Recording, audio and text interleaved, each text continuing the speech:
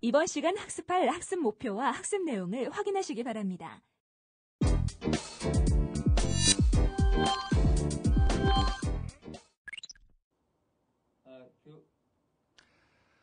오늘 13번째 강의로 오늘 이제 강의 내용은 그동안의 CGMP 했던 내용의 가장 노란자위라고 할 수 있는 것. 2004년도 미국 FDA에서 특히 무균 조작을 통해서 우리가 의약품을 만들 때 갖춰야 될 모든 조건들을 오늘 또 명시하게 되는데, 특별히 중요한 것은 이 규정이 계속 바뀌기 때문에 또 지금까지 강의한 CGMP 내용 중에서 최근에 업데이트된 것, 이 강의에 포함되어 있기 때문에 이러한 것이 상당히 중요하다고 생각이 듭니다. 그래서 앞으로 실사를 준비하는 사람이나 또는 실사를 하러 나가는 사람들은 이 내용을 다시 한번 살펴서 하게 되면 상당히 도움이 될 걸로 생각합니다. 슬라이드를 보십시다. 지금까지 무균 조작을 위해서 한 가이드라인이 미국 FDA에서는 1987년에 나왔었는데, 간단하게 Aseptic Processing Guideline 뭐 이렇게 얘기를 하고 있었죠. 그런데 사실은 그 내용이 많지가 않았어요. 그래서 2004년에 드디어 이 새로운 개정판을 이제 내게 됐다는 것, 그것을 설명을 하고, 또 이 가이드라인은 무균 조작을 통해서 만든 의약품이나 생물 의약품을 만들 때 사용되는 가이던스고, 또 이 가이던스 내내 영어 단어 should를 쓰면 이것은 반드시 요구되는 사항은 아니고 추천된다는 그러한 뜻을 썼다는 것을 여기서 명시하고 있죠. 다음 봅시다. 대체 이제 regulation의 어떤 프레임워크를 보면은 여기 이제 써 있는 내용이 이렇습니다. 같은 내용이라도 Code of Federal Regulation 어디에 보냐에 따라서 설명하고 요구되는 것이 차이가 있을 경우가 있는데, 이럴 경우는 어떤 regulation을 따라야 될 것인가 한 걸 설명하고 있죠. 예를 들면 생물의약품은 상세하게 Code of Federal Regulation이 600에서 680 파트 넘버로 나와 있고, 또 일반적인 의약품이나 생물의약품에 대한 CGMP는 여기 나와 있는데, 어떠한 사항이 여기도 나와 있고 여기도 나와 있는데 혹시 불행히도 서로 다른 것을 요구하고 있다면 더 상세하게 쓰여 있는 것을 따르고 일반적인 것을 따르지 않아도 된다 하는 내용을 여기서 설명하고 있죠. 이번에는 그 기술적인 면을 볼 때 우리가 두 가지, 터미널 스테라이제이션, 그 다음에 에이셉틱 프로세스 두 가지로 볼 수가 있는데, 여기서 얘기하는 것은 모든 생산 공정이 계속 무균 공정을 필요로 한 것은 아니지만 마지막 순간에 가서 무균화하는 이런 걸 소위 터미널 스테라이제이션. 또 반면에 첫 번부터 끝까지 무균 공정을 통해서 하는 것, aseptic process 뭐 이렇게 얘기를 하고 있죠. 그러면 여기서 볼 때는 제일 처음 할 때는 무균 공정이 필요하지 않기 때문에 무균 공정을 할 필요는 없지만은 바이오 버든을 항상 낮춰주는 것을 원칙으로 해야 된다는 것. 그리고 마지막에 터미널 스테라이제이션 할 때는 이 열이라든지 그 다음에 방사선을 써서 하는 경우가 많다. 그런데 이에 반해서 첫 번부터 끝까지 무균 조작을 해야 될 경우는 거기에 사용되는 용기라든가 모든 장비를 다 멸균해야 된다는 것. 예를 들면 초자류는 드라이 hit을 쓰고, 그 다음에 러버 클로저스 같은 거는 소위 전기 멸균을 하게 되고, 그 다음에 열에 약한 이러한 물질들은 항상 여과를 통해서 멸균해야 된다.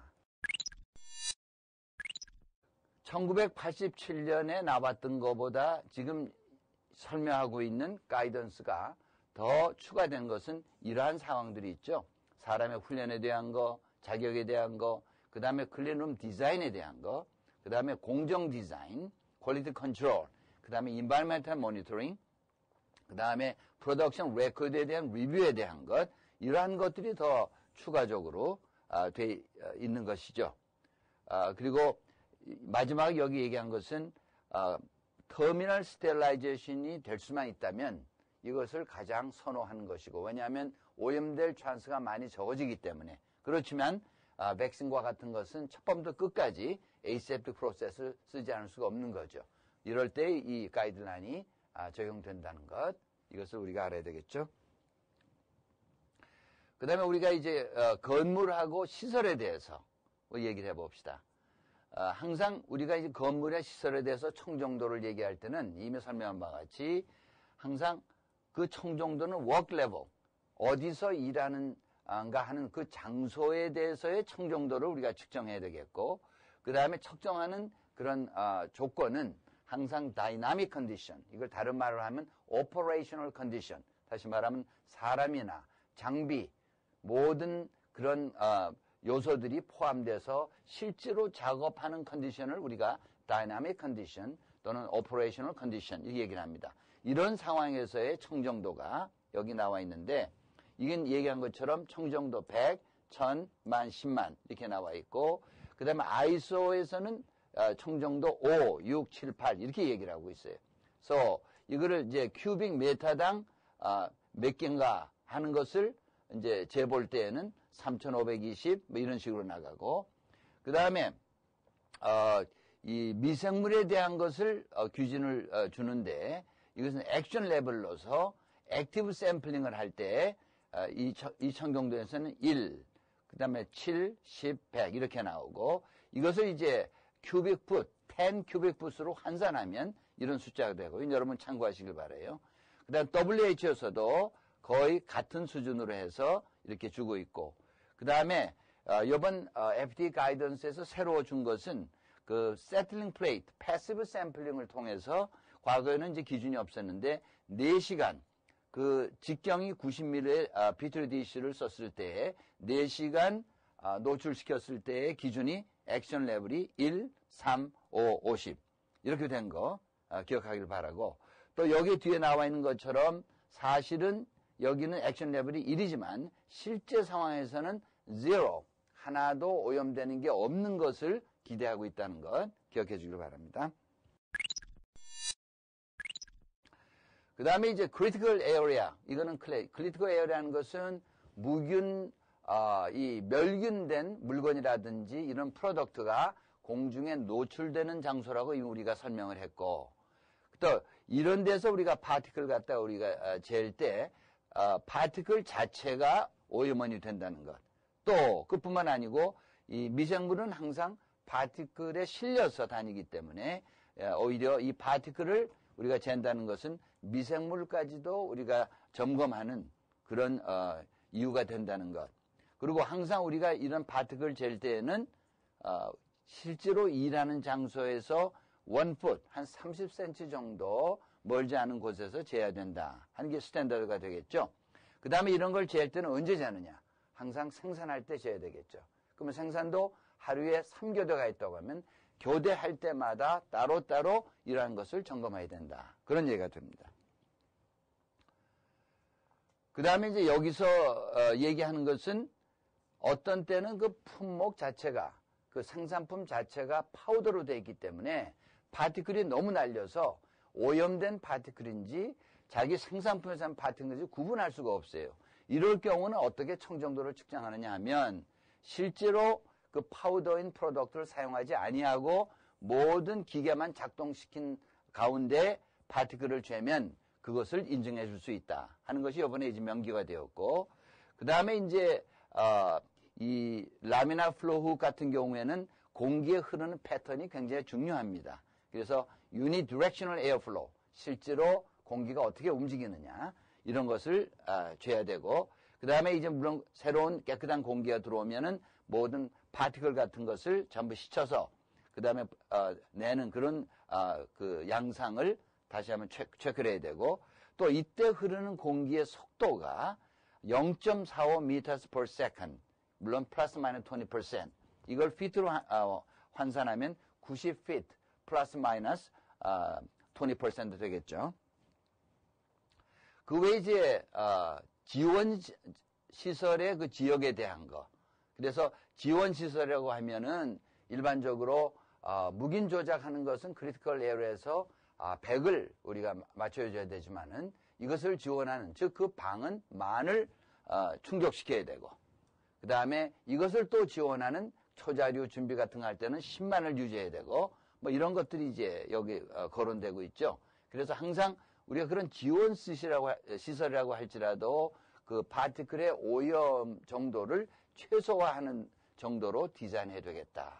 원리적인 이해가 되겠고, 그 다음에 여기서 이제 10만 정도라고 한다고 하면은 묵인 조작은 하지 않지만은 초자료를 준비한다든가 이런 장소를 주로 10만 정도 돼야 된다. 그런 얘기가 되겠어요. 항상 이제 공기의 흐름을 우리가 보면 깨끗한 지역에서 그보다 덜 깨끗한 지역으로 공기가 흘러야 된다. 이건 상식적인 얘기고, 이렇게 하기 위해서는 압력 차이를 둬야겠죠. 그래서 깨끗한 지역을 양압으로 유지해야 그 공기가 깨끗한 지역에서 그 다른 지역으로 움직일 수 있기 때문에. 그럼 이럴 경우에 압력 차이는 어떤 것이 스탠더드냐? 대개 10에서 15파스칼. 이걸 인치스 워로를 하면은 0.04에서 0.06 인치스 워터 이런 식으로 되겠죠. 이런 것을 측정할 때는 항상 문을 닫은 상태에서 측정을 해야 된다. 그 다음에 이제 조금 전에 얘기했습니다마는 우리가 그 멸균 공정을 하는 방과 그 주위 또는 클래스파이가 되지 않은 방과의 압력 차는 대충 12.5파스칼, 레인지는 10에서 15 정도라고 조금 전 얘기를 했죠. 그 다음에 이러한 압력 차 같은 것은 항상 계속적으로 체크를 하고 기록을 때때로 해야 된다. 뭐 하루에 한 2번 한다든지 하루에 몇 번 한다든지 또는 몇 시간에 한 번씩 한다든지 이것은 정해서 기록을 해야 된다. 그렇게 돼 있죠. 그 다음에 이제 공기 체인지에 대한 건데, 이러한 청정도를 유지해야 되는 방에 대한 공기는 1시간당 몇 번 체인지를 해야 되느냐. 여기서 최소한도 10만 지역이라고 하면 최소한도 20회 그 이상 체인지해야 된다. 이게 미니멈이고, 물론 청정도가 높아질수록 점점 횟수가 늘어나서 보통 청정도가 만 정도 되면은 최소한 40회, 50회, 60회 이러한 정도를 체인지해야 된다.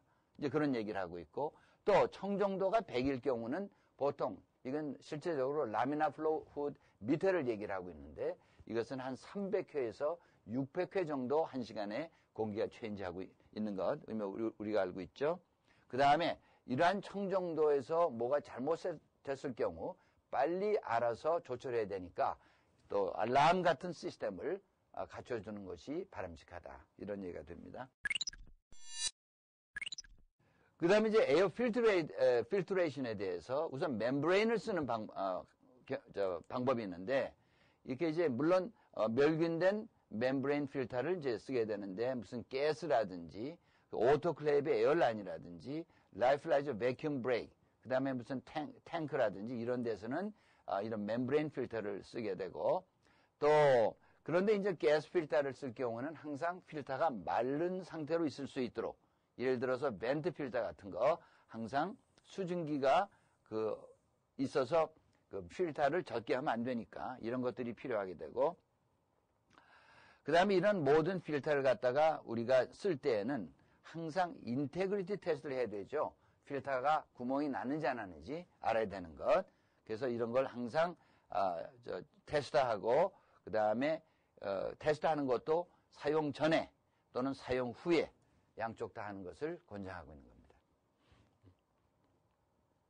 그 다음에 이제 헤파 필터를 쓰는 경우, 헤파 필터를 쓰면은 우선 릭 테스트를 해야 되겠죠. 얼마나 새는지. 그 다음에 이것은 그 묵인 조작을 하는 방은 1년에 2번 권장하고 있고, 또 묵인 조작을 하지 않는 컨트롤드 에어리어는 1년에 1번쯤 괜찮습니다. 그리고 또 이제 그 시설을 갖다가 새로 개축을 했다든지, 그 다음에 이제 미디어필을 하다가 실패가 일어났든지, 그 다음에 그 외에 이제 스테리드 테스트가 실패했다든가 할 경우는 특별히 이런 헤파 필터에 대한 릭 테스트를 추가적으로 해야 되겠다. 그런 얘기가 되겠죠. 그 다음에 이제 그 터널 워셔라고 그래서 디파로지네이션 한 터널에 대한 그 헤파가 장착되어 있는데, 이것도 릭 테스트를 해야 된다. 흔히 이런 걸 많이 잊어버리고 있으니까 여기서 특히 강조를 하고 있습니다. 헤파 필터를 우리가 테스트할 때는 그 챌린지 파티클을 만들어야 되는데, 그것을 위해서는 많이 쓰는 것이 소위 DOP, dialkylphthalate, 또는 PAO, polyalpha-olefin 이런 것들을 이제 우리가 사용해서 결국 에어로솔을 챌린지하고 그다음 릭 테스트하게 되죠. 그런데 이거 이외에도 다른 물질을 사용할 수 있지만은 이제 항상 유의해야 될 것은 이러한 물질들이 미생물 자라게 하는 그러한 소스로 작용해서는 안 된다 하는 거 우리가 이제 기억해야 되죠.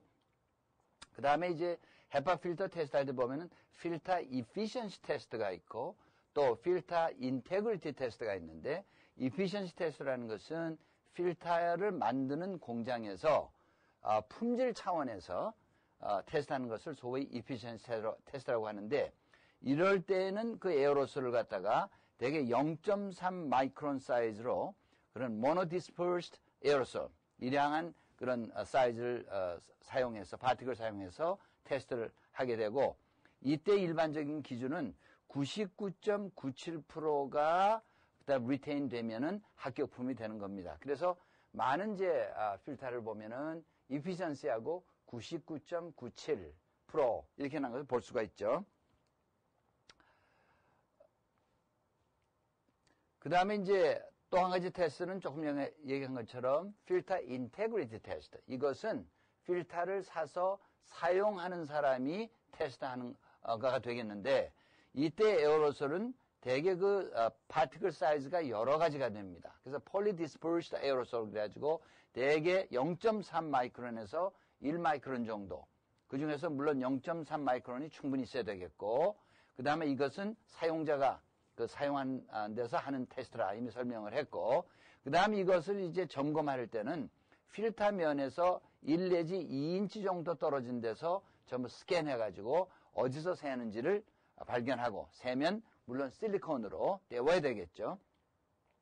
이럴 때 이제 샘플링 레이트는 분당 1 큐빅풋 정도 이상으로 샘플링을 해야 된다. 이것이 일반적으로 많이 따르는 방법이 되겠고 그 다음에 이제 필터의 를 통해서 나오는 에어의 velocity를 우리가 체크해야 되는데 두 가지를 봐야 됩니다. 특별히 라미나 플로우 훅 같은 거를 우리가 테스트할 때는 이제 속도를 갖다가 하나는 필터 면에서 6인치 정도에서 그 다음에 점검을 하고 이거는 이제 필터의 유니포미티 보는 거고 그 다음에 워크플레이스에서 실제로 무균 조작을 하는 데서 다시 velocity를 재야 되는 것. 그 다음에 이제 무균 공정을 우리가 이제 위에서 디자인할 때는 항상 무균 물질이 오염원에 노출되는 것을 최소화하는 정도로 우리가 디자인해야 된다는 것. 그렇게 해야 되고, 이렇게 하기 위해서는 사람의 동선, 물질의 동선, 그 다음에 제품, 장비, 그 다음에 공기, 그 다음에 이제 쓰레기까지 이러한 동선을 고려해서 교차 오염이 되지 않도록 그렇게 디자인을 해야 되겠다. 그런 얘기가 되죠. 또 사람 수도 제한해서 필요 없는 사람은 이런 공정하는 방에 들어가지 않도록 그 수를 제한하는 것이 좋겠고, 그 다음에 이러한 모든 공정에서 이런 오토메이션, 자동 기계화가 된다고 하면은 상당히 오염에 대한 리스크를 줄일 수 있다. 그런 얘기가 됩니다. 그 다음에 이제 이것은 특별히 필링하는 지역에서 때때로 동결 건조를 하게 되면 필링 지역에서 동결 건조기로 움직이는 사이에 항상 클래스 100으로 커버되어야 된다는 것. 그래서 이것은 왜냐하면 스타퍼가 완전히 막혀 있지 않고 아주 부분적으로 막혀 있기 때문에 이러한 것을 여기서 강조하고 있고, 만약에 이렇게 돼 있지 않다고 하면은 아주 특별하게 디자인된 그런 박스 같은 것을 만들어서 클래스 100을 유지할 수 있도록 해주는 것이 필요하다. 그런 얘기가 되겠죠. 그 다음에 이제 이 aseptic processing 에어리로 들어가는 입구에 에어락을 설치해서 양쪽 문이 동시에서 열리지 않는 인터락킹 시스템이 있어야 되겠다. 그런 얘기가 됩니다. 그 다음에 이제 일반적으로 보면 스타퍼를 막은 다음에는 그 다음에 non-controlled area에서 캐핑을 하는 경향이 있는데 이것은 용납되지 않습니다. 스토퍼가 막혀 있다 하더라도 캐핑까지도 클래스 100 그런 인바이러먼트에서 해야 된다 하는 것을 여기서 강조하고 있죠. 그 다음에 계속 디자인에 대해서는 건물의 모든 벽이라든지 플로어라든지 이런 게 seamless, 그 이은 자리 이런 자리가 두드러지지 않도록, 왜냐하면 청소 반드시 할 수 있어야 되기 때문에, 그 다음에 벽과 플로어와 벽 사이, 벽과 벽 사이도 전부 스무스하게 해서 청소할 수 있도록 하는 것이 필요하고, 그 다음에 이제 기계류에 무슨 발브를 쓸 때도 세니터리 발브라든지 다이프램 발브를 써가지고 미생물의 오염을 최소화해야 되는 것. 그 다음에 원칙적으로 클래스 만 정도의 방에서는 드레인이 없어야 됩니다. 이것이 원칙이고, 그 다음에 이제 묵인 조작을 하는 방에 있는 무슨 캐비넷 같은 것이 맨 위면이 평평하다고 하면 파티클을 많이 축적하게 되니까 이런 걸 피하기 위해서 경사를 지게 한다든가 이러한 것이 필요하다. 그리고 이 모든 시설을 갖다가 오랜 동안 쓰지 않고 다시 오퍼레이션 했을 때는 어떻게 해야 된다는 절차 같은 것을 SOP로 써야줘야 된다. 이런 것이 이제 중요한 게 되겠죠. 그 다음에는 이제 사람에 대해서 얘기해 봅시다. personnel.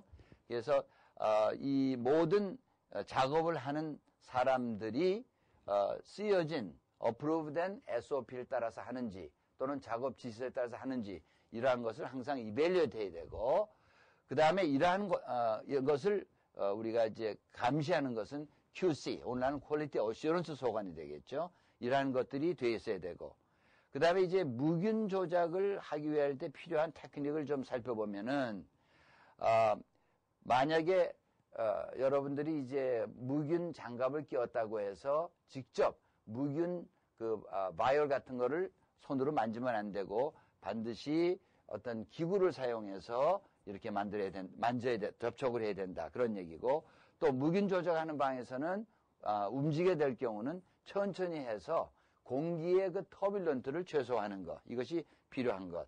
그 다음에 얘기하는 것, 뭐 먹는 것, 그 다음 껌 씹는 것 등등 이런 것도 실험실에서는 하면 안 된다 하는 그런 상식적인 얘기가 나왔죠. 그 다음에 이제 퍼슨에 대해서 우리가 잊지 말아야 될 것은, 묵인 조작을 하려면 묵인 가운을 입어야 되는데, 이 묵인 가운은 재질이 non-shedding, 파티클을 제너럴하지 않는 것, 그런 것으로 우리의 모든 피부라든지 머리라든지 머리카락이라든지 이런 것을 다 커버해야 된다는 것. 그래서 주로 이제 중요한 부분을 보면은 페이스 마스크라든지 머리에 쓰는 후드, 그 다음에 이제 수염 기른 사람들은 수염을 커버하는 것. 그 외에 이제 프로텍티브 거글스에서 세이프티 글래스 같은 것도 써서 우리의 스킨이 가장 큰 적이기 때문에 다 커버해 줘야 된다. 그런 걸 여기서 이제 강조하고 있고, 그 다음에 가운을 입을 때도 항상 서로 오버랩 돼 가지고서 몸에서 파티클이 새나가지 않도록 하는 것, 이게 중요하죠. 그리고 이제 장갑을 낀 다음에는 자주 세니타이저, 다시 말하면 70% 아이소프로필 알코올을 많이 쓰는데 이것으로 세니타이즈를 해야 된다. 그런 얘기가 되겠고, 그 다음에 이제 우리가 가운을 입은 다음에 제대로 입었는지, 입는 가운데 오염시키는지 알기 위해서는 때때로 우리가 샘플을 해야 되는데, 특히 이제 로닥 플레이트 뭐 이런 걸 가지고선 이 글로브 핑거스, 우리가 이제 장갑의 손가락 부분, 그 다음에 얼굴 마스크라든지 그 다음에 팔이라든지 이런데 손이 많이 가는 곳에 샘플링을 해야 된다. 그런 얘기가 됩니다. 그 다음에 이제 사람의 또 한 가지 더 얘기할 것은, 이런 사람의 가운을 한다든가 이런 프로시저를 처음에 다 우리가 점검해서 참 밸리데이션 하지만은 이것이 때때로 우리가 점검을 계속해야 된다는 것. 그 다음에 오토메이티드 오퍼레이션 할 경우는 매뉴얼로 전적으로 하는 것보다는 이런 점검을 조금 늦춰줘도 되겠다. 그런 얘기가 되겠어요.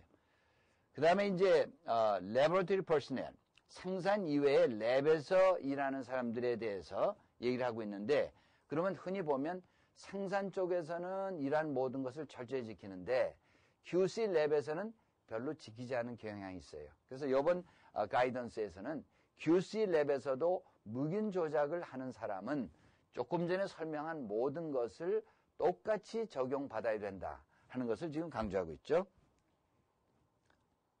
그 다음에 이제 우리 모니터링 프로그램 보십시다.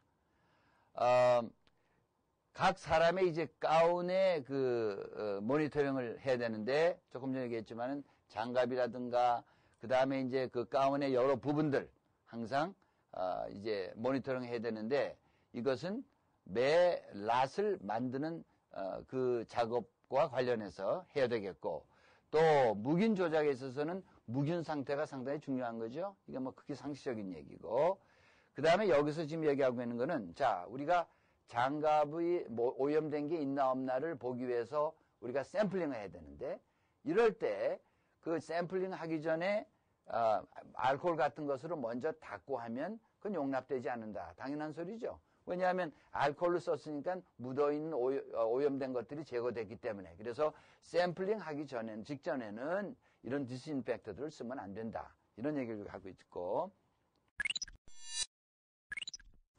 자, 지금까지는 이제 우리 사람에 대해서 주로 얘기를 했는데, 우리가 이제 components, 이거 raw material이라고 그랬죠? starting material, 같은 뜻으로.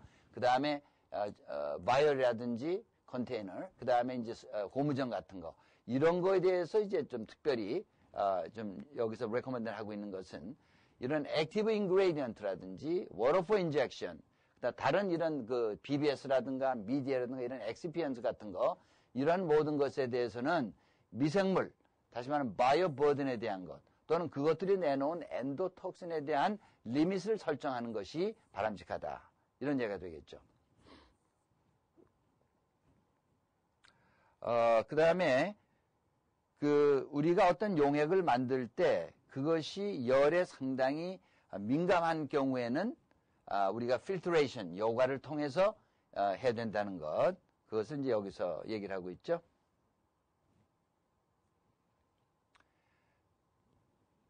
그 다음에 이제 열에 아주 안정성이 있다든가, 물에는 용매에 잘 녹지 않는 것들은 dry heat sterilization이 상당히 바람직한 것인데, 이제 이럴 경우는 특히 파우더 같은 거 우리가 스테릴라이징 할 때는 파우더 자체가 열 차단을 하기 때문에 항상 열이 어떻게 분포되냐 하는 것을 체크하는 것이 필요하다.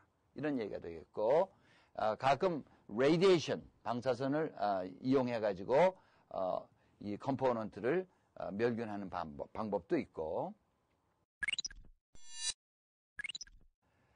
자, 그러면 이제 용기라든가 고무전을 이제 준비하는 것에 대해서 한번 얘기를 해봅시다. 이러한 것들은 멸균되어야 되고, 또 특히 주사제 같은 경우는 파이로진까지도 없애야 된다는 것, 이미 우리 알고 있는 사실인데, 또 이러한 것들을 우리가 멸균해서 디파이로지네이션 했다고 하면 그 다음에 보관을 얼마나 할 것인가 하는 게 중요합니다. 그래서 그 보관하는 시간을 우리가 결정하지 않으면 오염될 가능성이 있기 때문에 오래 놔두면은, 그래서 그런 걸 정해야 되겠고, 그 다음에 이제 특별히 주사제 같은 것을 만들 때는 처음 용기를 씻을 때는 purified water가 좋지만은 마지막 가실 때는 water for injection을 반드시 써야 된다. 그런 얘기가 되겠죠. 그 다음에 이제 이거는 흔히 과거에 이제 이런 질문들을 했어요. 디파이로지네이션을 완전히 했다고 하면 스테릴라이제이션은 자동적으로 되는 것을 인정받을 수 있는지, 이것을 공식적으로 이번에 했죠. 그러니까 디파이로지네이션이 제대로 됐다고 하면 그것은 스테릴라이제이션 된 거로 인정해 주겠다. 특별히 드라이 힛을 썼을 경우에 그런 얘기가 됩니다. 그 다음에 이제 이런 것을 멸균하는데 에틸렌 옥사이드, 가스를 쓰는 경우가 있는데 그 중에서 가장 효과적인 것이 에틸렌 옥사이드. 이거는 아주 서피스 스텔러트인데, 이런 것을 쓸 때는 가스로 우리가 멸균할 때 여러 가지 조건, 영향을 주는 조건 중에 하나가 것들이 온도라든지, 그 다음에 프레셔, 그 다음에 습도, 그 다음에 가스 컨센트레이션, 그 다음에 이걸 익스포즈하는 시간, 디게싱, 에어레이션 등등, 이러한 것들을 특별히 규격화해서 모니터를 해야 된다. 그런 얘기 되었고, 또 여기 쓴 것은 이제 결국 바이올로지컬 인디케이터를 써서 모든 것이 멸균됐는지 안 됐는지 보는 것이 중요한 단계가 되겠다. 그런 예가 되겠죠. 그래서 주로 이러한 것들은 플라스틱 용기라든지 이런 거에 많이 사용합니다. 오늘날은. 그 다음에 이제 고무전에 대해서 얘기를 하고 있죠. 여기 시리ን지 플런저도 물론 포함해서. 그래서 이러한 것들은 그 멀티플 사이클 워싱, 아주 그 워싱이라든가 린싱을 철저히 해가지고 하는 것이 필요하고, 그 다음에 이제 제일 처음에는 퓨리파이 워터를 써도 되지만은 마지막에는 워터 포 인젝션으로 가셔야 된다. 특별히 주사제에 관해서는. 그 다음에 이러한 것들도 과거에서는 고무전 같은 거 드라이 힛을 쓰면 녹기 때문에 과거에는 디파로젠에서 못했는데 오늘날에서는 린스 사이클을 갖다가 핫 워터 포 인젝션을 써가지고 전부 워싱 린스에서 디파로젠을 할 수가 있다 하는 걸 설명하고 있고, 그 다음에 여기서 워싱하고 그 다음에 스테라이징 하는 그 사이의 시간도 컨트롤해야 된다. 만약에 워싱을 하고 오래 보관하면 거기에 습기 때문에 미생물이 자랄 수 있기 때문에 빨리 스테릴라이제이션을 해둬야 된다. 뭐 그런 얘기가 되겠죠. 또 실리코나이제이션, 이건 러버 스토퍼 같은 거는 실리콘을 씌우지 않으면 나중에 필링할 때 러버 스토퍼가 그 바이올이 잘 들어가진 않아요. 그래서 실리콘을 씌워야 되는데 이런 것이 오염될 수 있으니까 오염되지 않도록 잘 밸리데이션 해야겠다. 이런 얘기가 되겠죠. 그 다음에 이제 러버 스토퍼스, 이런 것들이 이제 그 벤다에서 올 때 어떠한 테스트를 해야 될까 하는 것이 문제가 되는데, 만약에 그것을 보내는 회사에 대한 벤다 오디트과 같은 것을 통해서 그 실험 결과를 믿을 수 있으면 처음 도착했을 때 비주얼 인스펙션하고 COA만 받으면은 그 다음에 다른 특별한 테스트를 안 해도 인정될 수가 있다 하는 얘기를 하고 있죠. 그 다음에 이제 엔도톡신에 대해서 한번 얘기해 봅시다. 우리가 엔도톡신 하면 특별히 주사제에서 가장 큰 적으로 생각하죠. 이것이 우리 몸에 들어가면 여러 가지 참 부작용을 일으키기 때문에, 그래서 한번 살펴봅시다. 그 주사제에서의 엔도톡신의 그 오염이라는 것은 주로 CGMP를 제대로 하지 않을 때 생길 수 있다 하는 것. 다시 말하면 CGMP를 다시 한번 강조합니다. 이런 면에서도. 그 다음에 이런 엔도톡신에 대해서 우리가 신경 써야 될 것은 제품 자체의 어떤 컴포넌트, 로머티라든지 그 다음에 용기라든지 고무전이라든지 또 이러한 것들을 보관하는 시간에 제한을 두는 것 등등, 그 다음에 이제 생산해서 사용하는 모든 장비, 이러한 것들에 대한 엔도톡신을 허용할 수 있는 범위를 정해두는 것이 바람직하다. 뭐 이런 얘기가 되겠고, 또 여기서 얘기하고 있는 것은 엔도톡신을 우리가 컨트롤하기 위해서는 이 클리닝하고 말리고 그 다음에 이건 보관하는 이러한 모든 것의 바이오 버든을 갖다가 우리가 컨트롤해야 된다. 그 얘기는 바이오 버든을 컨트롤한다는 얘기는 그 미생물이 내놓을 수 있는 엔도톡신을 간접적으로 컨트롤한다는 얘기 되기 때문에 이러한 것을 해야 된다. 그런 얘기가 되겠죠. 엔도톡신 컨트롤하고 관련해서 우리가 하나 알아야 될 것은 이런 멸균 여과라든지 또는 오토클레이버 같은 거 사용하는 모이스트 히스텔라이제이션 가지고는 엔도톡신을 제거할 수 없는 것, 우리가 이제 잘 알아야 되겠죠.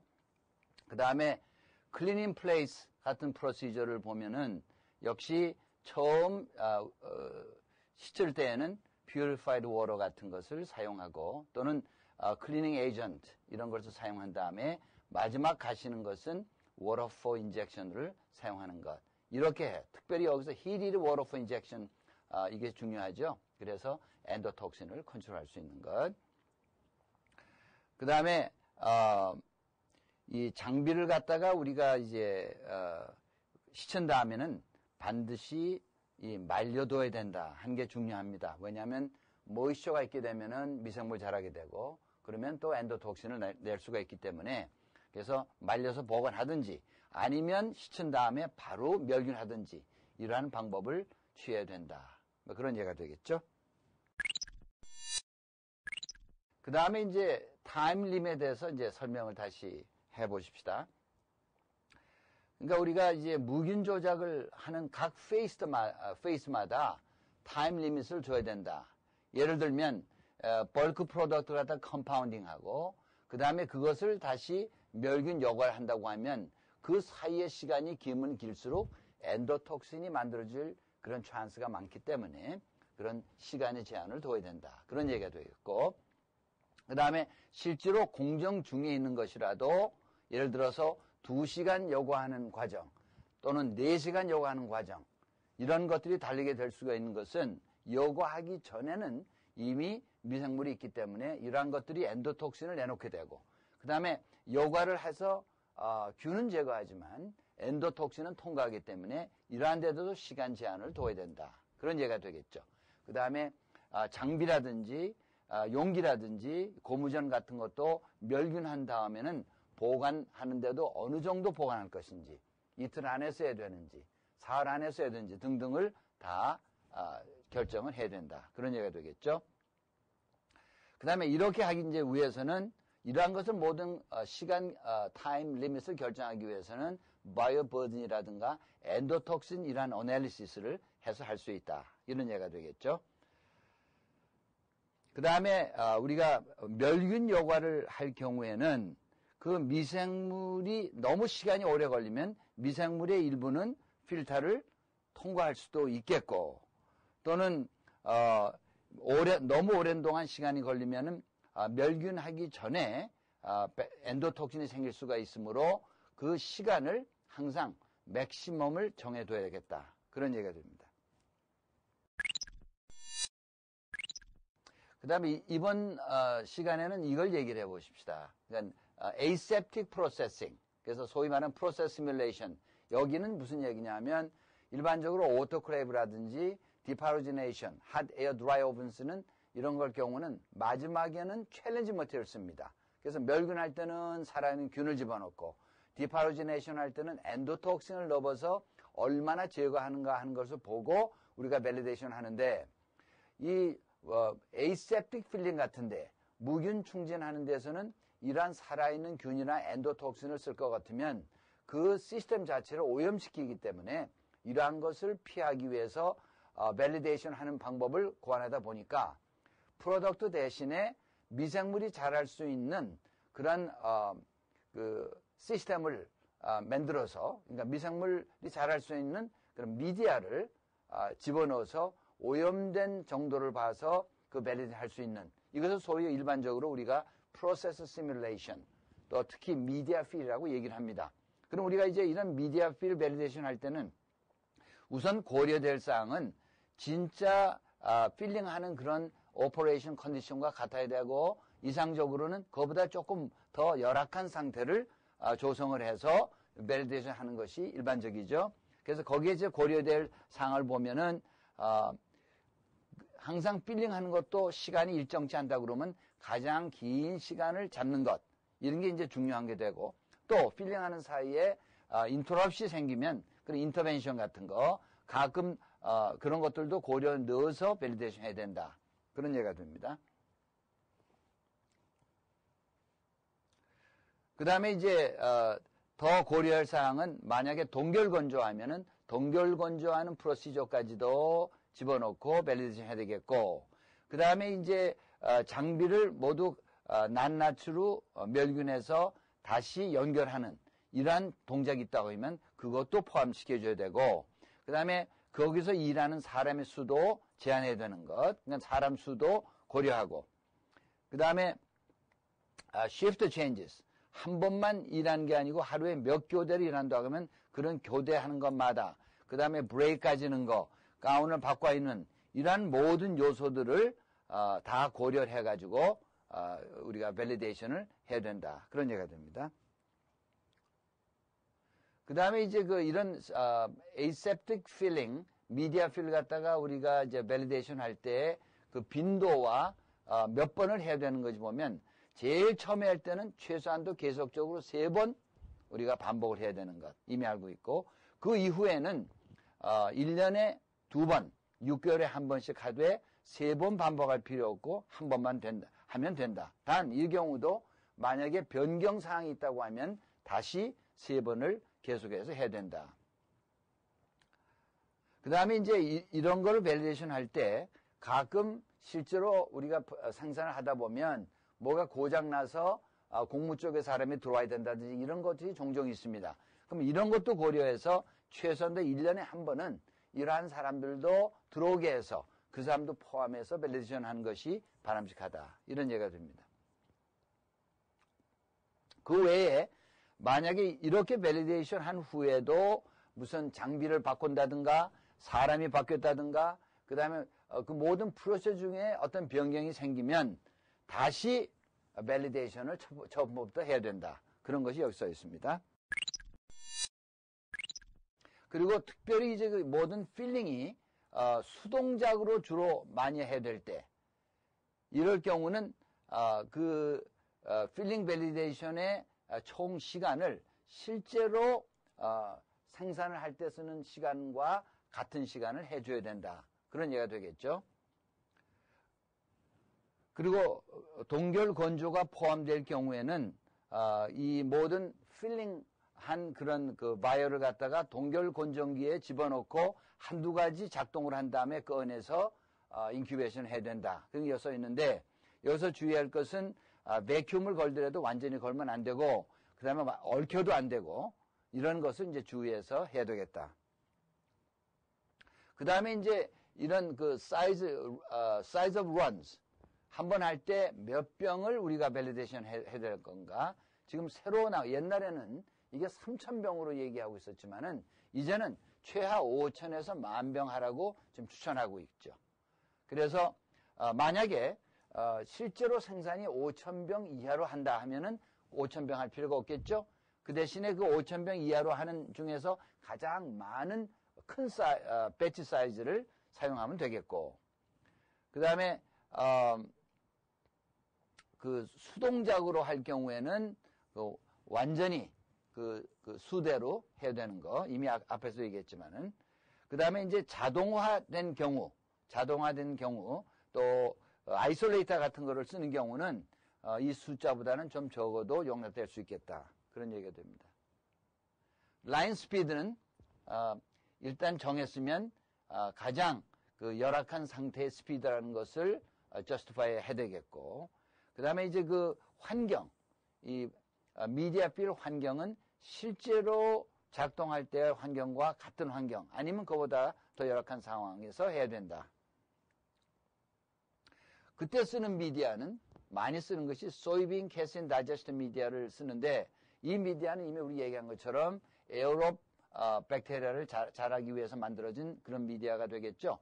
그러면 이 미디어의 질을 알아야 되니까 growth promotion 테스트는 물론 해야 되겠고, 여기 USP에 따르면은 이러한 것들을 포지티브 컨트롤해서 테스트해야 되겠고, 그 다음에 이러한 그 포지티브 컨트롤 대신에 그 인바이러멘털 모니터링이라든지 스테일 테스트에서 발견된 그런 미생물을 사용할 수도 있겠다.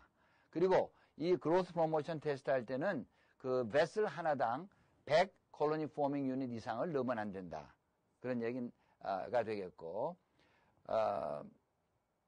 그 다음에 이제 우리가 필링을 할 때 충분한 양을 집어넣어서 그 바이얼 속의 모든 표면을 다 그 미디어가 접촉할 수 있을 정도의 양을 집어넣어야 된다. 그런 얘기가 되고, 그 다음에 그로스 프로모션 테스트를 해가지고 실패할 때는 반드시 조사를 해야 된다. 그 다음에 이제 인큐베이션에 대한 거 한번 보십시다.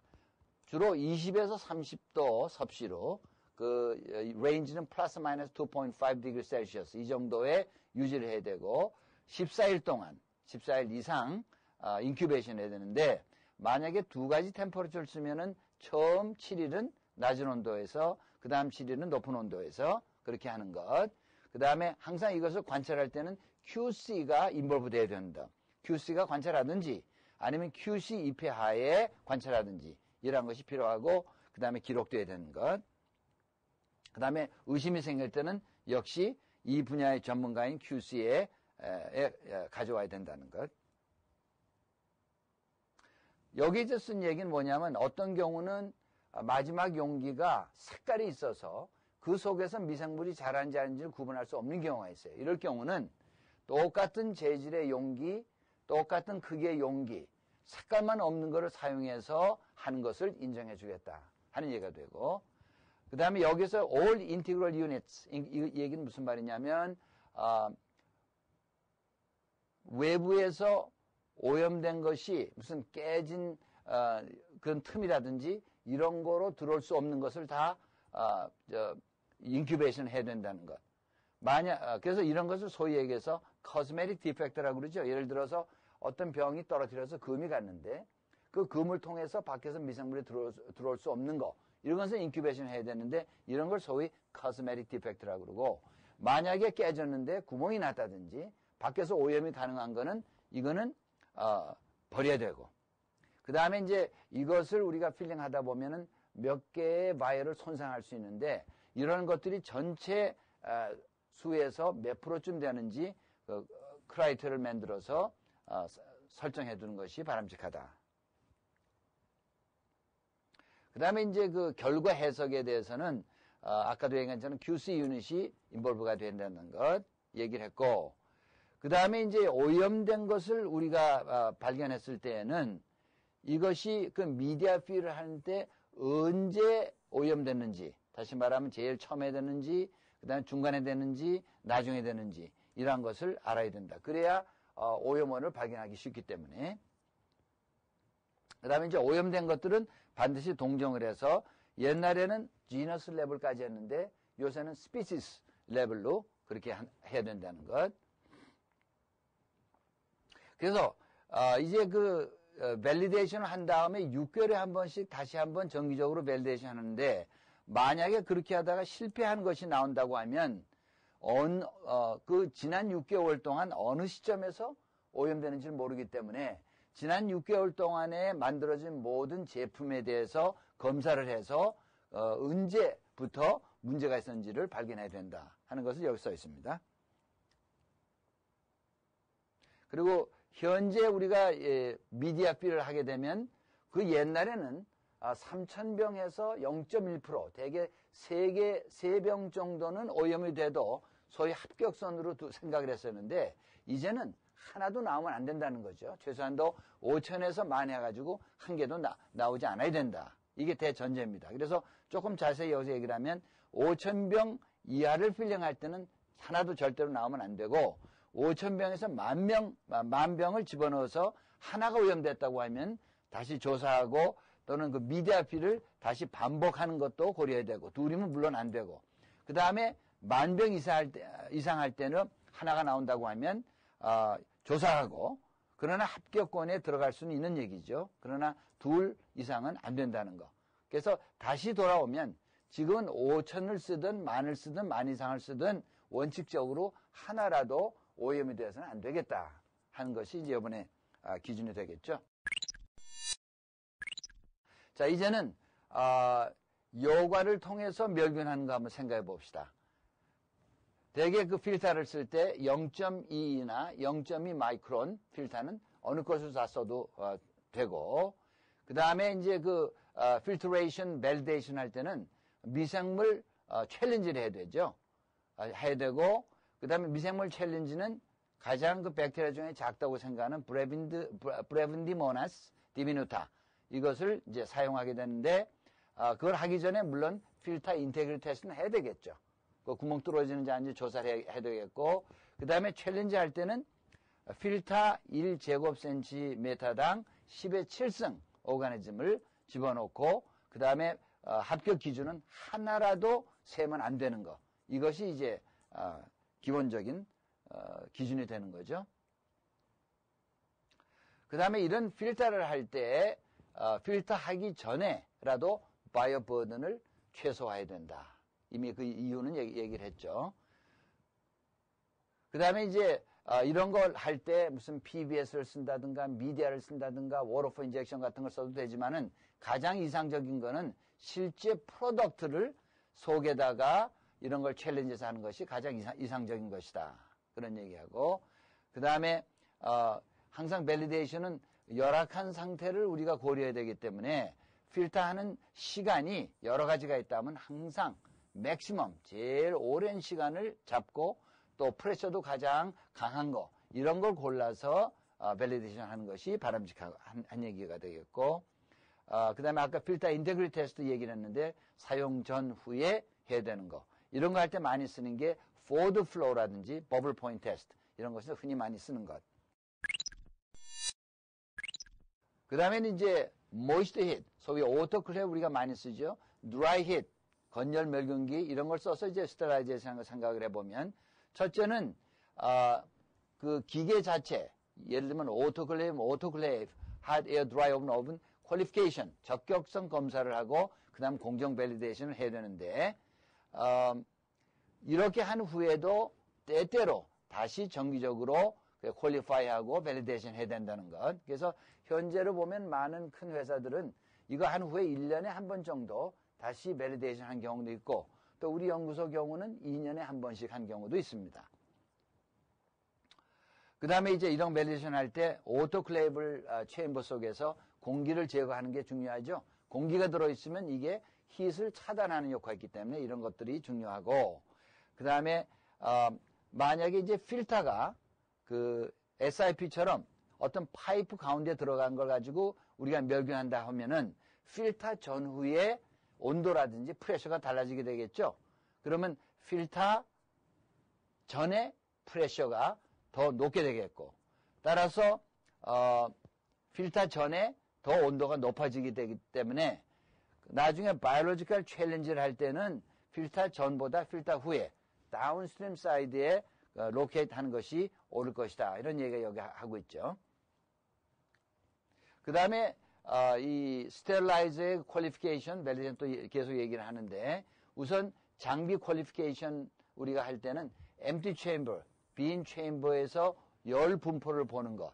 뭐 이건 OQ가 되겠죠. 오퍼레이션 퀄리피케이션을 볼 수가 있겠고 이게 끝난 다음에는 그 다음에 그 속에다 모든 것들을 집어넣고 로딩 컨피그레이션을 가지고 그 다음에 열 투하에 대한 시험해야 되는 거. 그 다음에는 바이올로지컬 인디케이터 가지고 챌린지 하게 되고 이렇게 해서 이제 우리가 밸리데이션을 하게 되면 대개 10에 마이너스 6승 정도의 어시어런스가 있다. 다시 말하면 한 100만 번을 하면 하나 정도 실패할 확률 이러한 정도로 우리가 어시어런스를 갖춰야 된다.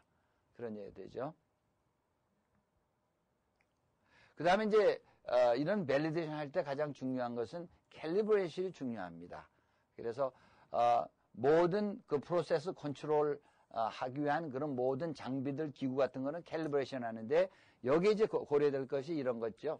온도라든지 프레셔 게이지 같은 거 캘리브레이션 물론 해야 되고 그 다음에 온도를 갖다 감지하는 센싱 디바이스 이런 거 전후 밸리데이션 전후에 다 캘리브레이션 해야 되고 그 다음에 이제 스테릴라이저의 두얼 타임 이걸 모니터하는 디바이스도 그 다음에 캘리브레이션 해야 되고 그 외에 이제 드라이 힙 디파이오지네이션 터널에 있어서 사용되는 모든 게이지 물론 캘리브레이트 해야 되고 그 다음에 이제 바이올로지컬 챌린지 머티리얼을 우리가 밖에서 사올 때 그 D 밸류를 가지고 우리가 레지스턴스를 할 수가 있는데 이러한 것들도 우리가 이제 캘리브레이트 해야 되는데 만약에 벤더 오디과 같은 것을 통해서 믿을 수 있다는 그러한 것이 정립되어 있으면 COA로 용납될 수 있다. 뭐 그런 얘기가 됩니다. 그 다음에 이제 이런 거와 관련해서 캘리브레이션이 굉장히 이제 중요한 요건이 되는데 예를 들어서 이퀄리브리엄 소위 컴업 타임이라고 얘기하는데 이것은 이런 그 오토클레이브를 제대로 작동하는지를 알기 위한 판정하는 좋은 이제 기준이 되는데 이러한 것들은 계속 점검을 해가지고 이러한 모든 일들이 제대로 된다는 것을 하는 것이 필요하게 되겠고 그 다음에 이제 드라이 히트 디파이오지네이션 터널 같은 거 이거 밸리데이션 할 때는 흔히 이제 그 벨트 스피드를 잊어버리는 경우가 있어요. 그래서 벨트 스피드가 만약에 너무 빨라지면 디파이오지네이션이 제대로 안 되겠죠. 그래서 이러한 것도 항상 그 중요한 팩터로 집어넣어서 점검을 해야 된다. 뭐 그런 얘기가 여기 돼 있죠. 그 다음에 이제 laboratory control 한번 생각해 봅시다. 특별히 이제 처음에 나온 게 environmental monitoring, 환경 모니터링에 대한 거 나오는데 첫째는 written 프로그램이 필요하겠죠. 역시 CGMP에서는 항상 document가 늘 중요하니까. 한번 보십시다. 특히 이제 무균 조작을 하는 데 있어서 가장 중요한 것은 소위 environmental monitoring이다. 지금 여기서 그런 얘기를 하고 있는데, 그래서 이 모니터링을 할 때는 생산 쪽에 하는 모든 교대까지 포함해서 모든 시프트마다 다 체크해야 된다. 예를 들면 하루에 3교대를 일한다 그러면 각 교대마다 environmental monitoring을 따로따로 해야 된다. 그런 얘기가 되죠. 그래서 이제 environmental monitoring 할 때는 뭐를 우리가 점검하냐면은 공기와 그 다음에 표면. 그래서 여기 보면은 공기, 그 다음에 플로어라든지 walls, 장비 표면 등등 이런 거 다 우리가 체크해야 되는 것. 그리고 여기서 critical surface라는 거는 이 멸균된 프로덕트가 닿는 부분 이런 걸 저희 critical surface라는데 이러한 것들이 다 조사 대상이 되는 것. 우리가 알아야겠죠?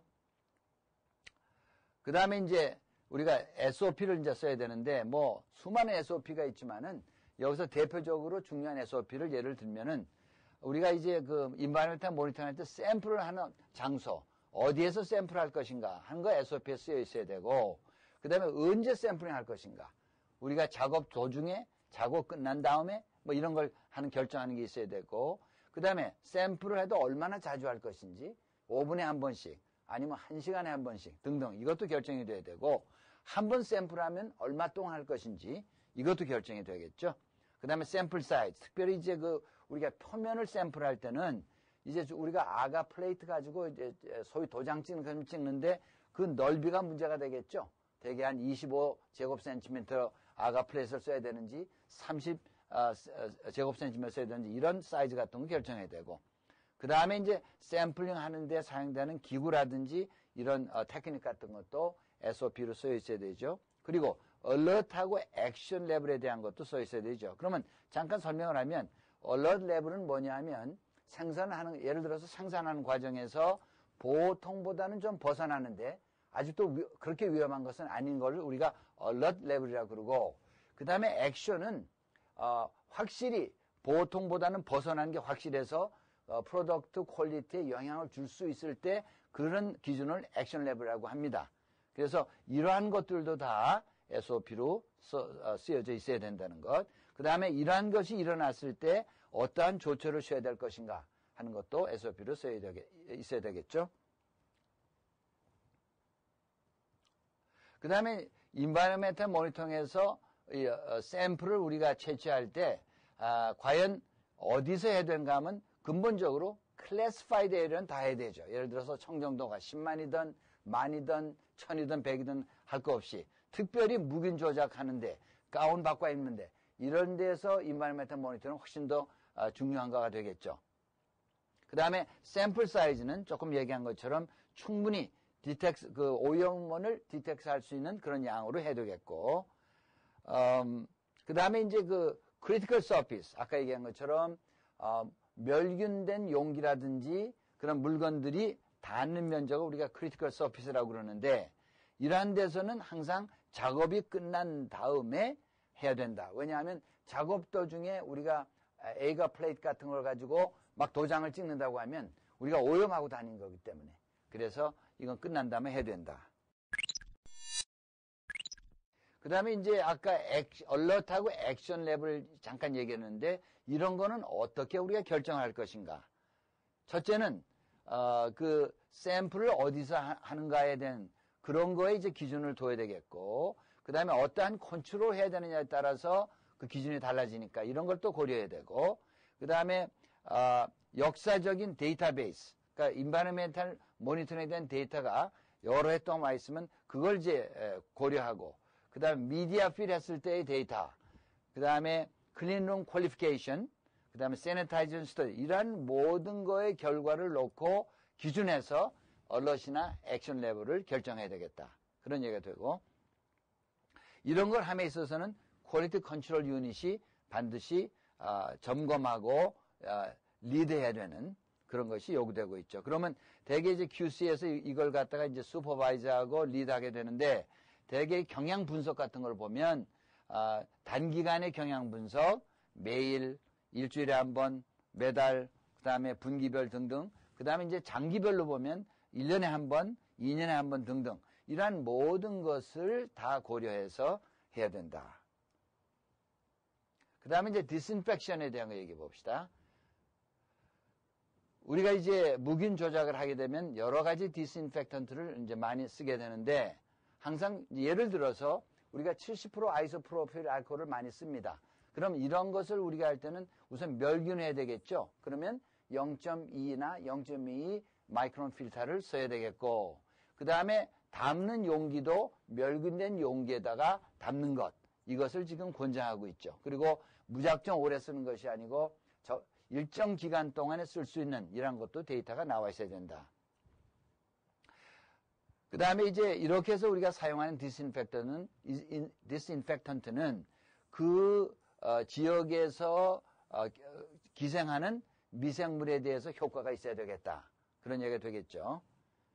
그 다음에 이제 많은 그 디스인펙턴트는 그 스포와 홀씨에 대해서는 약합니다. 예를 들어서 알코올이 일반적으로는 좋은 디스인펙턴트인데 홀씨에 대해서는 아무 효과가 없는 것. 그래서 아까 여기 필터하는 것도 중요한 거죠. 만약 필터 안 하면 그 홀씨를 오히려 뿌리는 게 되니까. 그 다음에 이런 디스인펙턴트를 사용하는 모든 절차에 대해서 뭐 준비한다든가 그런 저 쓰는 방법, 그 다음에 컨택 타임 등등을 쓴 SOP가 나와 있어야겠다. 그 다음에 이제 미생물에 대한 그 환경 모니터링 한번 봅시다. 우선은 표면에 대해서 환경 조사하는 거. 이거는 이제 뭐 프로덕트가 접촉하는 그런 표면이라든지 그 다음에 플로어, 벽, 장비 등등. 그 다음에 이럴 때 쓰는 게 터치 플레이트. 그 다음에 수압이란 건 이렇게 묻혀내는 거, 샘플하는 거. 그 다음에 이제 컨택 플레이트 이런 것들을 쓴다. 여기 터치 플레이트라는 건 이제 세팅 플레이트와 같은 거로 보면 되죠. 그 다음에 이제 에어 모니터링을 또 액티브 에어 모니터링을 해야 되는데 이건 소위 그 능동적인 디바이스, 예를 들어서 임팩션, 센트리퓨걸, 멤브레인 뭐 이런 샘플러를 쓰는 거. 예를 들어서 우리가 많이 쓰는 STA, SMA 여기 속하죠. 이건 정량적인 분석 방법. 이것이 규제기관에서 반드시 요구되는 것이옵시다. 그리고 동시에 패시브 샘플링도 우리가 과거에 많이 썼죠. 세틀링 플레이트 같은 거 써가지고 뚜껑을 열어두고 그 다음에 시간을 줘서 낙하균을 갖다 잡는 거. 이거는 이제 추가적인 인포메이션으로 이제 해야 되는 것. 이거는 정량적인 분석은 안 되고 정성적인 또는 semi quantitative로 이렇게 생각할 수 있는 것. 이 패시브 샘플링을 할 때는 우리가 이제 너무 그 뚜껑을 오래 열어두면 그 다음에 이제 공기 흐름 때문에 그 미디어가 마르게 되니까 그 미디어가 마르게 되면 오염된 미생물이 자라지 않게 되고 이러한 걸 피하기 위해서는 그 시간을 조절할 필요가 있다. 그 다음에 이제 여기 사용하는 미디어에 대해서 얘기를 해보면 우선 여기에서 이제 만약 오염된 그런 미생물이 있다고 하면 아이덴티파이를 해야 되는데 스피시스까지 과거는 지너스까지 했는데 스피시스 그 다음에 컬처 미디어는 그 펑가이라든지 곰팡이라든지 백테리아를 갖다가 디텍트 할 수 있는 능력이 있어야 되는 것. 그래서 일반적으로 호기성 백테리아는 높은 온도에서 잘 자랍니다. 그 다음에 이스트라든가 이런 곰팡이 같은 것은 낮은 온도에서 잘 자라는 거. 이건 뭐 기본적인 마이크로바이올로지 얘기를 하고 있고 그 다음에 우리가 미디어를 만들 때 모든 랏마다 그로스 프로모션 테스트를 해야 된다. 예를 들면 파우더 미디어가 많이 들어와서 로머티얼 테스트를 해서 쓴다 할지라도 그 미디어를 써서 이제 여러 가지 랏을 만들 때 그 랏마다 그로스 프로모션 테스트를 해야 된다. 이런 뜻이 되겠어요. 그 다음에 만약에 우리가 테스트하는 샘플 중에 그 inactivating agent, 예를 들어서 항생제라든가 이런 거 있으면 이런 것들을 다 중화시키는 그런 방법을 써야겠고 그 다음에 이제 필터 하기 전에 바이오 버든을 우리가 알고 있어야 된다는 것. 그 다음에 이제 아무리 필터를 하더라도 필터 하기 전에 용액 속에 있는 바이오 버든을 최소화해야 된다는 것. 그 다음에 이제 그 바이오 버든에 대한 그 리밋도 설정해서 두는 것이 바람직한 것. 그리고 이러한 모든 그 랩의 테스트 중에서 사실은 그 스테일 테스트는 되게 14일이 걸리고 좀 더 빠른 테스터가 필요한데 그런 방법도 사용할 수 있는데 단 이럴 경우에는 밸리데이션이 완전히 돼야 되겠다. 그렇게 그런 얘기가 되고 그 다음에 이제 한 가지 이제 파티클 모니터링.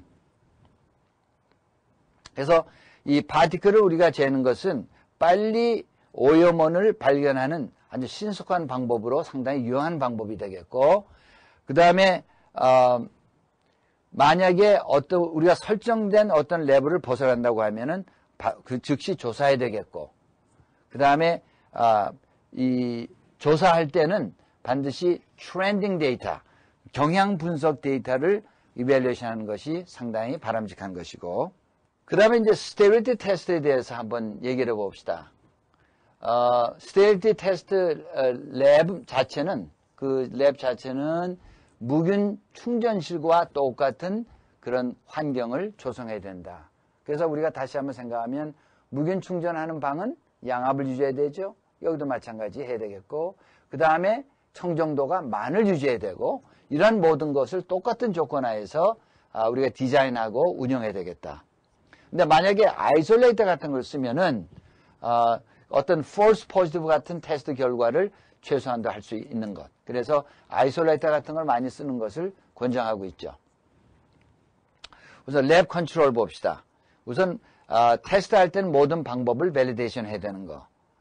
그 다음에 만약에 이제 테스트 샘플이 그 속에 들은 성분 때문에 그 테스트를 제대로 할 수 없다고 되면은 그 다일루션을 한다든가 또 멤브레인 필트레이션 방법을 쓰면 역시 많이 워싱을 해서 결국 다일루션 하는 거죠. 해서 그 인히비타를 갖다가 그 역할을 그 다음에 최소화해 주는 게 필요하고 아니면 그러한 인히비타를 갖다 인액티브 할 수 있는 에이전트를 집어넣는 이런 게 필요하게 되겠고 그 다음에 이제 쓰는 미디어는 항상 물론 멸균되어 있어야 되고 그로스 프로모션 테스트를 해서 그 퀄리티가 양질의 것만 사용된다는 것. 그 다음에 이제 그것을 실험하는 사람들의 자격과 그 다음에 그 사람들 훈련 이런 것들이 상당히 중요하겠죠. 그 다음에 이제 이거는 여러 해 전에 일본 학자가 그 어떤 논문에 발표했는데 이 스테릴티 테스트에 대한 어떤 신빙성이 어느 정도인가. 한 예를 들었어요. 그래서 우리가 한 10,000병을 지금 필링을 한다고 가정하고 그 10,000병 중에서 0.1%가 오염됐다고 하면 지금 우리가 현행병 법에서는 20개의 그 바이어를 꺼내서 테스트 해보는데 이럴 경우에 잡아낼 확률이 2% 정도도 밖에 안 된다. 그런 뜻이죠. 왜냐하면 0.1%가 오염됐는데도 98%가 합격으로 나올 거니까. 이런 얘기가 되겠고 만약에 한 10%쯤 오염이 됐다고 하면 이런 방법을 쓸 때 대개 한 90% 정도는 잡아낼 수 있다. 그런 얘기가 돼요. 그러면 이렇게 신빙성이 크지 않은 테스트를 왜 하느냐? 이것은 하나의 모니터링 개념입니다. 그리고 여기에서 잡히게 되면 그야말로 CGMP의 메이저 바이올레이션이 되는 거죠. 그래서 우리가 샘플링 할 때도 그 오염이 그 필링하는 또는 그 공정 중에 어디서 나온 걸 알기 위해서 시작할 때나 중간이나 마지막 부분 구별해서 한다고 하면 우리가 오염원을 쉽게 찾아낼 수 있기 때문에 이렇게 하는 것이 바람직하고 그 다음에 이제 공정 중에서 무슨 중지 상태가 나온다든가 돌발 사태가 나왔을 때는 또 샘플해서 그 돌발 사태와 오염원하고 관련 질 수 있도록 하는 것이 바람직한 거죠. 그래서 조금 전에 얘기한 것처럼 이러한 그 센시티비티의 아주 리밋 때문에 만약에 여기서 오염된 게 나타난다고 하면 이건 메이저 CGMP 바이올레이션으로 보는 거죠. 그 다음에 이제 우리가 무균 시험을 하다가 포지티브가 나올 경우에는 우선 몇 가지를 생각할 수 있는데 첫째는 실험자의 실수로 또는 레버러토리의 어떤 에러 때문에 한 것이 확실히 밝혀지면 이 테스트는 반복할 수가 있죠. 그러나 이것이 확실하지 않을 경우는 반복할 수가 없는 거. 그래서 이런 것이 확실할 때 우리가 invalid test라는 말을 쓰게 되고 근데 이제 이런 것도 확실하지 않은데 일단 포지티브가 나왔다. 그러면 여러 가지 이제 우리가 점검을 해야 되는데 지금부터는 이제 거기에 대한 점검의 사항을 보여주고 있어요. 우선은 아이덴티파이 해야죠. 오염된 것이 뭔지 알아야 되는 것. 그게 스피시스까지 알아야 되는데, 그 다음에 이러한 오거니즘이 실제로 그 랩에서 존재하고 있는 건지 아니면 생산 지역에 존재하는 건지 우선 그걸 먼저 체크해야 돼. 또 체크해야 되고, 그 다음에 이런 거를 이제 아이덴티파이 할 때는 보통 스테일 테스트보다 더 민감한 테스트 방법을 쓰는 것이 바람직하고, 그리고 여기에서 이제 발견된 오염 물질과 그 다음에 인바이러멘탈 모니터링에서 한 거하고 우리가 비교해 보려고 하면은 그때 비교하는 방법은 똑같은 방법을 써야 되겠다. 뭐 그런 얘기. 당연한 얘기죠. 그 다음에 이제 랩의 테스트라든지 그 다음에 일탈 현상 같은 거 그런 기록을 또 참고해야 되고 점검해야 되고, 그 다음에 이제 프로덕션 에어리아 환경을 갖다가 점검하는 거죠. 그래서 그 크리티컬 에어리아 또는 그 바로 주위의 그 부분에서 발견된 미생물에 대한 경향 분석 이런 걸 또 해야 되고, 그 다음에 이제 단기나 장기의 그 경향 분석에 대한 것도 다 점검 체크를 해보고, 그 다음에 이제 사람에 대한 또 여기에 인볼브된 사람에 대한 것을 리뷰해야 되겠죠. 그 사람의 가운을 바꿔 입는 거라든지 그 다음에 그 사람의 테크닉이라든지 훈련 상태 등등 그런 걸 이제 점검해 보고, 그 다음에 이제 그 제품이 스테릴라이제이션 하기 전에 바이오버든이 얼마나 높았나 이것도 물론 봐야 되겠고, 그 다음에 이제 제조 기록서를 이제 검사해 봐야겠죠. 그러면 그 제조 기록서 중에서 소위 아주 묵인 조작을 하는 그런 데에 영향을 미칠 수 있는 그런 사건이 있는지 없는지 그거 검사해야 되고, 그 다음에 모든 지원 시설이 작동 제대로 했는지 뭐 그런 거 보는 거, 그 다음에 무슨 생산할 사이에 공사를 했다든가 또는 메인테넌스 사람들이 들어와서 뭘 고쳤다든가 이런 상황 같은 것도 다 점검을 해봐야 되겠죠. 그 다음에 이제 마지막으로 이 생산 모든 역사의 데이터를 갖다가 점검해가지고 과거에도 이런 변이가 일어났는지 문제가 있는지 등등을 점검하는 것, 이러한 것들이 기본적으로 점검해야 될 거죠. 이제 마지막으로 우리 배치 레코드 리뷰 생각해 봅시다. 그래서 제조 기록서에 대한 것, 이 제조 기록서는 결국은 공정 컨트롤에 대한 그런 기록서인데, 제일 처음에는 이 제조 기록서에 들어갈 것 중에 하나 중요한 것은 모든 QC 테스트 리절트가 들어가야 됩니다. 때때로 보면 제조 기록서에 이게 들어가지 않은 경우가 있죠. 이게 반드시 들어가야 되겠고, 그 다음에 이제 배치 릴리스를 할 때 일반적으로 이런 테스트 결과만 좋으면 릴리스하는 그런 경향이 종종 있는데, 이것만 가지고 충분치 않고 테스트 결과가 합격돼야 되는 건 물론이고, 그 다음에 이러한 사항도 점검을 해서 배치 릴리스를 해야 된다. 첫째 봅시다. 우선 인바이러멘탈 모니터링 데이터에 대한 거, 물론 사람도 포함해서 그걸 다 리뷰를 해야 되겠고, 또 한 가지는 지원시설, 헤파 필터에 대한 테스트 결과라든지 HVAC 시스템이 제대로 작동됐는지, 워터포 인젝션 시스템, 그 다음에 스팀 제너레이터 같은 이러한 것들이 제대로 작동되어 있는지를 점검한 후에 배치 릴리스 해야 되는 것. 또 한 가지는 생산에 사용되는 모든 장비들이 제대로 작동됐나 하는 그런 것을 리뷰하는 것이 꼭 필요하게 되는 거죠. 그 다음에 생산 도중에 예기치 않았던 인터벤션이라든가 그 다음에 이제 중단 사태 이런 거에 대한 모든 것들이 이제 그 배치 기록에 남아 있어야 되겠죠. 그래서 이러한 일을 할 때는 그 시간과 그 다음에 그 기간 이런 것을 해야 되겠고, 그 다음에 혹시 파워 페일러가 있을 때 전기가 나갔을 경우에 거기에 대한 기록도 분명히 관찰해서 배치 릴리스를 할 수 있어야 되겠습니다. 13차 시에서는 미국 FDA에서 2004년도에 발행한 그 aseptic 프로세스에 대한 가이던스에 대해서 설명을 했어요. 그게 제일 시작하면서 모두에서 얘기를 했지만은 최근까지 1987년에 미국 FDA에서 만들어진 aseptic process 가이던스를 가지고 사용했는데 이제는 그때 커버하지 못하는 많은 부분들을 여기에 넣어서 상당히 실제로 일하는 사람에게 도움이 되도록 이 가이던스가 되고 있기 때문에 앞으로도 참 의약품을 개발해서 만드는 사람들이나 또는 이 의약품 시설을 실사하는 사람들에게 다 중요한 가이던스가 된다고 생각을 합니다.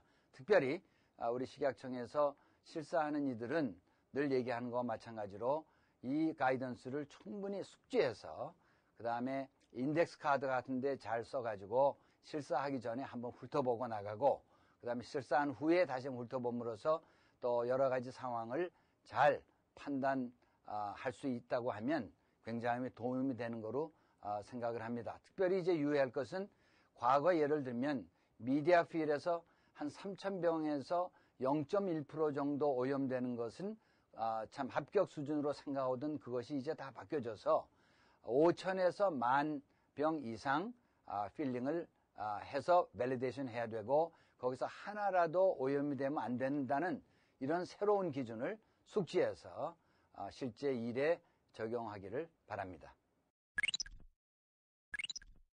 수고하셨습니다.